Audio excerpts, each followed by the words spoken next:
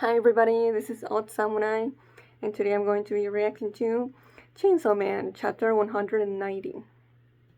But before that, just letting you know that I don't know if it's my allergies or if I have the beginnings of a cold, but I'm not feeling 100%. So, yeah.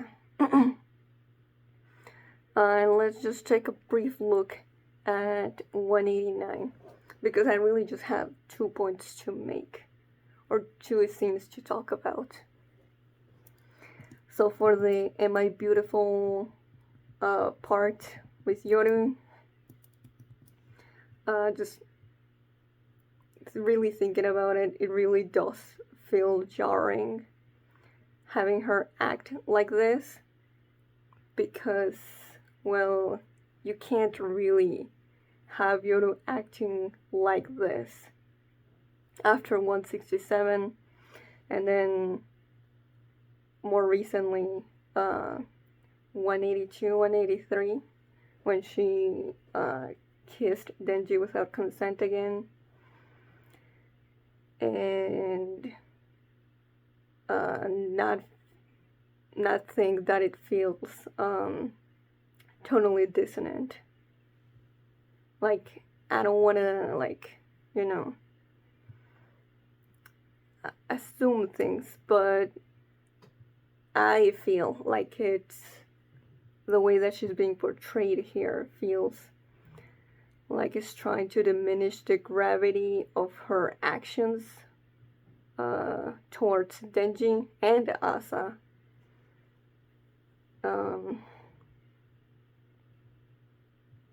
But I don't know. Like, at the end of the day, I'm not sure the intention of why Fujimoto is having Yoru act like this in this particular situation. Oh, and not just this one, actually. In 182, or yeah, 182 as well. We also had the moment when she's like, "Oh, but you look cute when you're crying," and that's just gross to me. So I'm really hoping that it's to show how Yoru is actually just very disconnected from knowing and getting that what she's been doing is really wrong. But considering the way that other characters react to when she does this, it's hard to say. Because I really don't think that Yoru has been punished enough by the narrative to really support that view. So yeah, I really wanted to get that out of the way because I do have a problem with that. Even if I did find a little funny how Yoshida reacted, still it feels off. But yeah, let's hope it's more so leaning towards showing that Yoru just, and not just that, but also how she says, "Am I beautiful?" Even though that's Asa's face. So that's also showcasing how more and more she's taking control of everything that is Asa's own identity, and little by little has been cannibalizing what Asa holds dear to her in any way. Yeah, how dare you mar my beauty? Even though that's not her beauty. She only has this face and this body because she stole it from someone else and will not give it back. So that alone, I think it is a good way to show how Yoru treats Asa more and more like an object and just an extension of her own. You know, like she said back, children are like they belong to their parents, something along those lines. So once again, showing uh, being analogous to an abusive mother who basically tries to live her life through what her daughter does. So, yeah. Now that's all I want to say about that. As for Fumiko, I still have no idea what's going on here, to be honest. But the way she says, uh, Yoshida senpai, I give you my heart, and Yoshida just says thanks. I saw some people assume that Fumiko and Yoshida had already basically made a deal to do this beforehand, which I don't know if I agree with. Like, just because Yoshida like rolled with it immediately doesn't necessarily mean that they had discussed this previously. But yeah, that goes to show that Yoshida did not care one bit for Fumiko. Granted, we don't know if he knows about the second Fumiko, but there's not a single uh, hint of hesitation or guilt in that expression.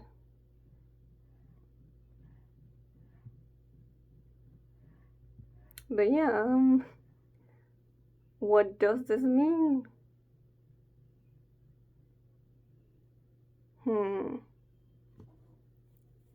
Like, obviously, it's gotta be a devil of some sort. I'm just not sure. I guess, we'll just have to continue reading to be sure. And I saw also a lot of people that the face in the last page is actually the real face of the octopus devil. That could be it. But I was thinking that was Fumiko's face, since it kind of looks like hers from that angle. But it might not be. I just assumed that because, Octopus just got Fumiko's heart, so makes sense that there would be something of Fumiko here in Octopus. But okay. And that's it for 189. Let's get into 190. Okay, Chainsaw Man. Ooh, whoa. Okay. So aging is completely surrounded by darkness. I'm guessing that it got eaten by octopus. But like, I still feel like that wouldn't be enough to really stop aging completely. So, okay. There's some cool paneling though. So much black ink. Where am I? Ooh, okay, aging is really confused. The title of the chapter is To Their Respective Worlds. Oh, whoa, okay. Are there stars? Did I get eaten by Chainsaw Man? I doubt it. That was not the plan at all. Could this be Oblivion? Whoa. Arrow. I was gonna make a guess, but I'm like, should I keep reading? This might be. There's a possibility that this might be aging, just experiencing death for the first time. But like, if that's the case, yo, what do you mean that octopus devil is powerful enough to kill a primal devil? Like that's wild. That would be wild. Yaguchi, George, and I, we believed in you. We believed you'd chosen us for some noble cause and guided us to a deathless paradise. Ooh, that sounds like it could be the tree people from their realm. How could you send that devil to our world? Ooh, that looks like Pochta's silhouette surrounded by octopus. Whoa, okay. Underwear guy just came out of somewhere in like inside Pochita's mouth. Why is he the first one out? He must have made a deal with the trio. You know, if you can try this, and it might work, but if like they're basically using him as a test subject for this, a guinea pig. Okay, so this is what happened before Octopus came out? Those first few pages were so interesting though. What was going on there?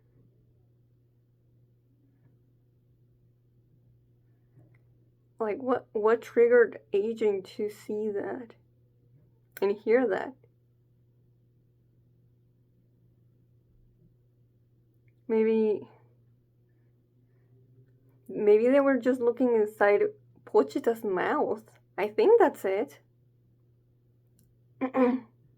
Okay. So we get a small panel of the previous chapter's last page with Octopus coming out fully, and then it just disappears.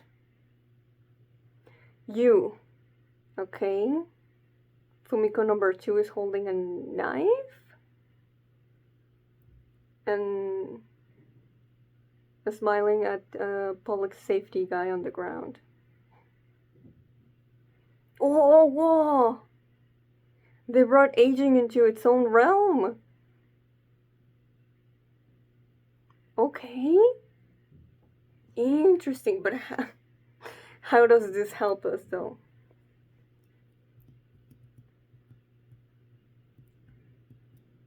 And they also brought the old guy that aging was sitting on. Okay. We got Yoshida and Asa staring at them. Aging is still flabbergasted.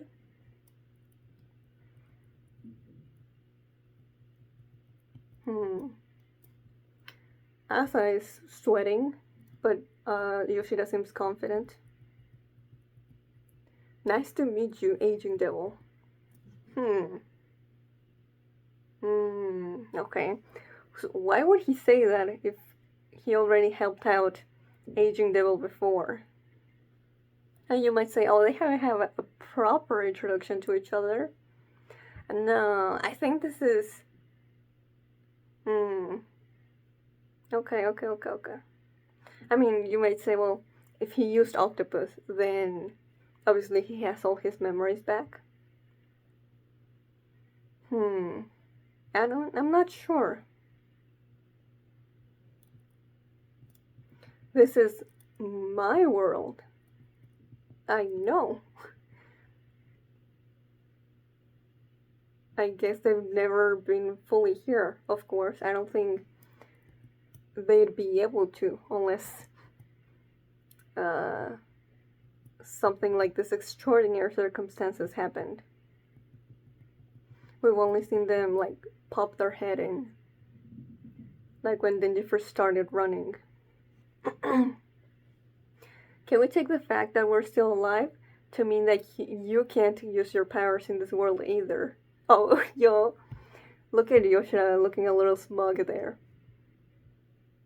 Asa's face too. Oh, let's see. I see. Had you intended to bring me in here from the start?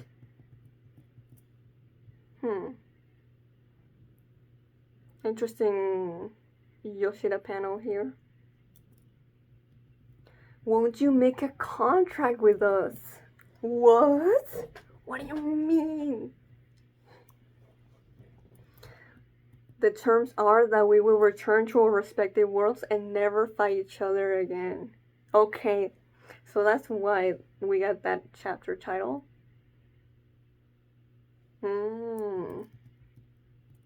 I'd say those are good terms.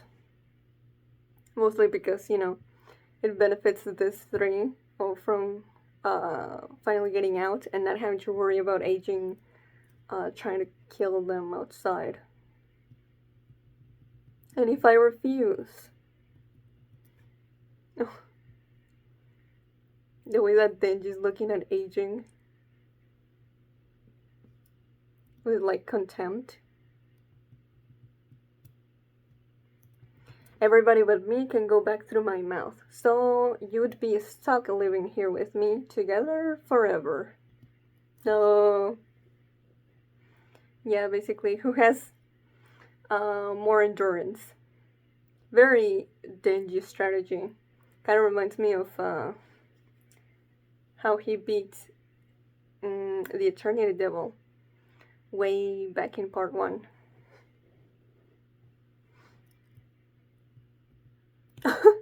Yo, this is so funny seeing the aging devil just be speechless with its mouth open. All of its mouths open. Whoa, what's going on here? Okay, a human mob with spears and bats all trying to kill chainsaw people.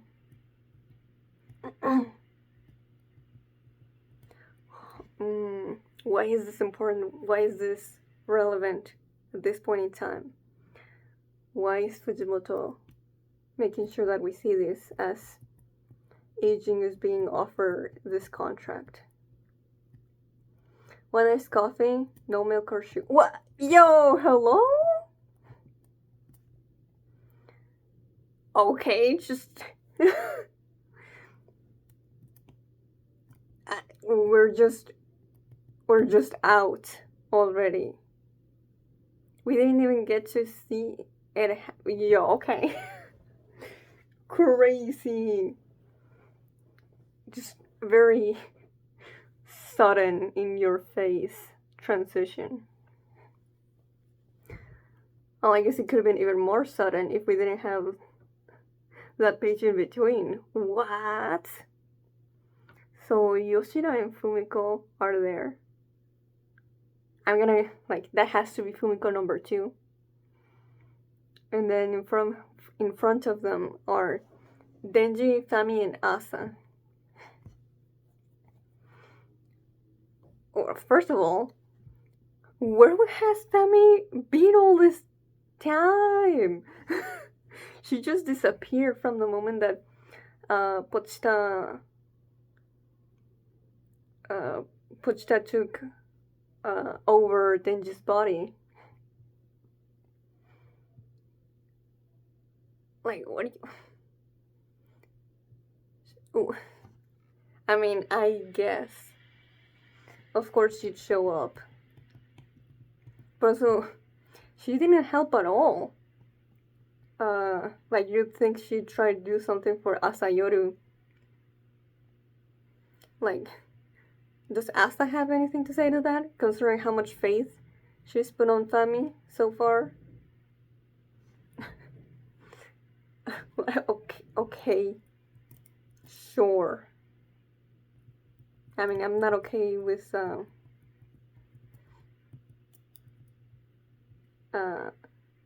adding another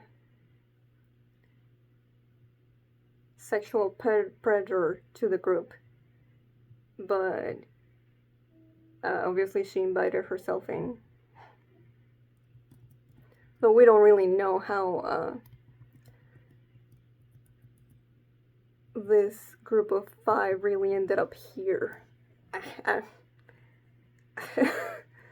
Okay. There's more pages. Let me just go on. A whole big chocolate cake. One more of the same. I'll have an orange juice. Royal milk tea. Oh, that chainsaw person comes from the outside into the coffee shop. Surely this is not the same coffee shop that Yoshida invited Denji and later Fami to, right?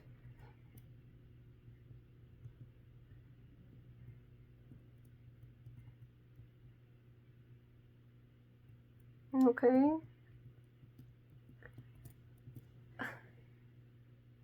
Yoshida and Fumiko are looking behind them to look at the chainsaw person getting stabbed multiple times. Isn't it great that we get to return to our normal lives?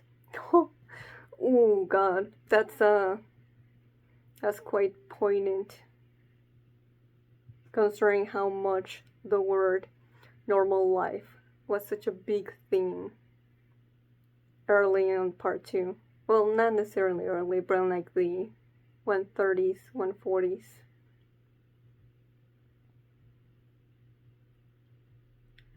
And it even has more weight because it's Yoshida the one saying it, who, you know, kept emphasizing and trying to convince Denji to have a normal life, even though he himself doesn't know what even a normal life even constitutes. So this is basically him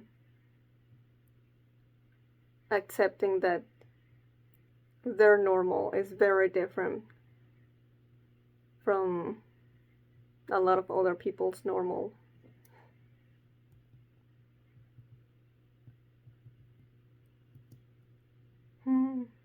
Now we cut back to like construction workers. Wait. That's the guy, right? That was in Aging's world? The one in his underwear. Yeah, he's okay, very easily got a job from the moment that he came back to the real world. Sure, why not? And he stayed the age that he'd been in as well. Hello? Hey, hello? Aren't you forgetting someone? Oh yeah, that's a good. That's that's some good comedic timing. No, you were not forgotten. You were definitely left behind very intentionally. Okay, actually, leaving this guy behind actually solves the problem of because he was the one that was the most keen and resolved to taking those kids to the slaughter to get rid of the concept of aging. So we don't have to worry about this guy trying to do that again. Like, obviously, I don't think that getting rid of one person solves a problem that a lot of people in the higher up of the government support it like that. Just getting rid of this guy is not gonna solve the problem that led to that. But hey, I'm definitely okay with this. Definitely no pity for him. But yeah, quite the uh, quite the way to solve this, huh? I wonder, is this the end to this arc? Whatever the arc is? When did the arc start? When we got to the sushi place? I wouldn't, like, Chainsaw Man arcs are so hard to put a clear divider on, but it really does seem like we're done with that whole thing of aging and the public safety, using pochta to, well, not permanently, I don't think. I think they'll try again, but for the moment, I don't think we're going to have something as big as a primal devil siding with them and doing that whole thing. Still though, it really felt kind of like, maybe not whiplash, but it kind of did feel like a bucket of cold water. Seeing Denji propose the idea to Denji and Yoshida. And then like 2 pages later, they're already outside at a cafe just ordering food. And it's like, oh, okay. And like, sure, we didn't need to see it. Actually, no. I did need to see how Fami and Fumiko joined the group. Because, like, where has Fami been? I know I said that already, but I feel like I need to emphasize that. Fami's hella shady. Like, let's not forget, she is, or was, the leader of a cult that led to a whole bunch of really bad shit. Hell, the chainsaw people are literally running around because of what was happening in the church. And yet, I don't, like, shouldn't Denji be questioning that? Granted, he should have been. Although, I don't think Denji knows that Fami is the one who started that whole thing. Asa should know though, but I don't think she's gonna tell Denji. Why? Because, well, that would put another obstacle on her goal of saving him. Which actually I think we're going to go back to that topic next chapter. Now that Fami's back in the fold of separating Denji and Pochta. Now he already rejected that, but I definitely think Fami will try that again. And Asa will also try to support Fami's idea. Now, how are Yoshida and Fumiko going to, like, what are, like, I'm just confused. Like, are they still public safety? I mean, they went against their wishes. So I guess they're both, what's the word? Like, deserters? they both betrayed the organization. So I guess they're sticking with Asa and Denji for now. I mean, Fumiko did say like, I'll change sides to the one that's winning, which is like yeah, she helped uh to get to the point where Aging agreed to let them out, but I still don't want her around for obvious reasons.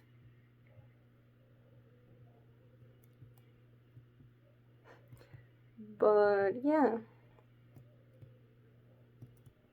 I do the the panel where Yoshida says, "Isn't it great that we got to return to our normal lives?"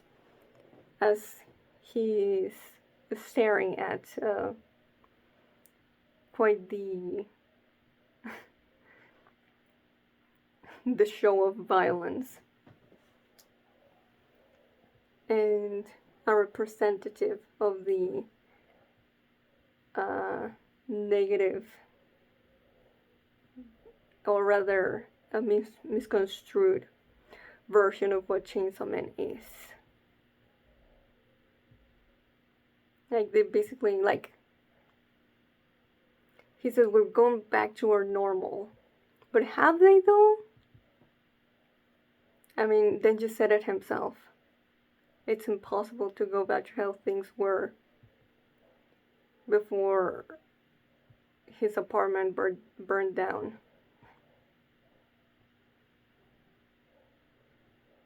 So there's gotta be more meaning to this.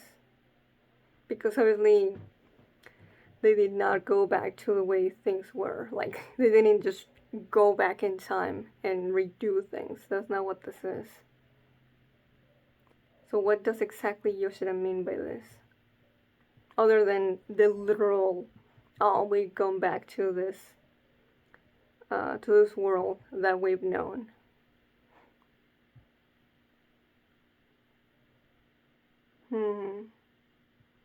Yeah, gonna have to think on this one.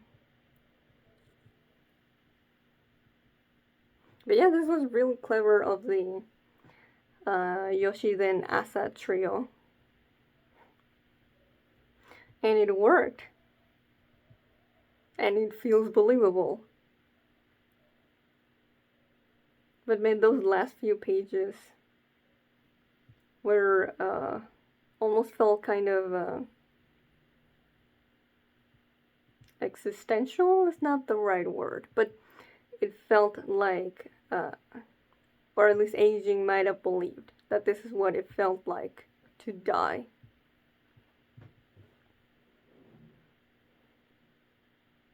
And the way that Pochita is literally called that devil, like there's definitely something there. We definitely have things to learn about Pochita that we haven't yet.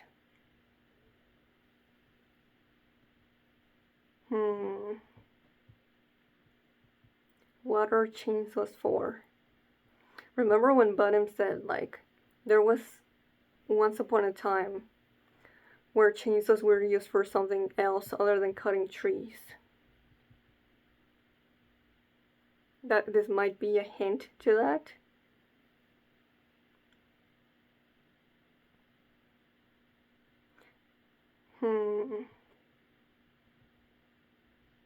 And this was also just for Aging to realize that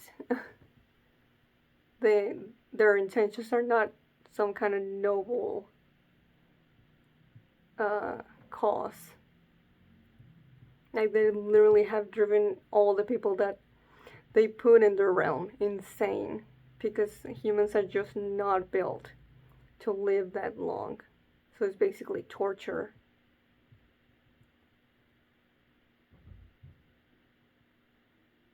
So they got a little bit of a taste of people calling them out for it. Actually, it's not people plural. I see the mole. That's our underwear guy. He's the one who says all that. Okay, okay. I think that's all I have to say for this chapter. But yeah, I did not expect it to end on quite the comedic tone, but it did make me laugh. So yeah, this is gonna be my reaction to this chapter. So if you enjoyed it, please like and subscribe. Till next time, see ya.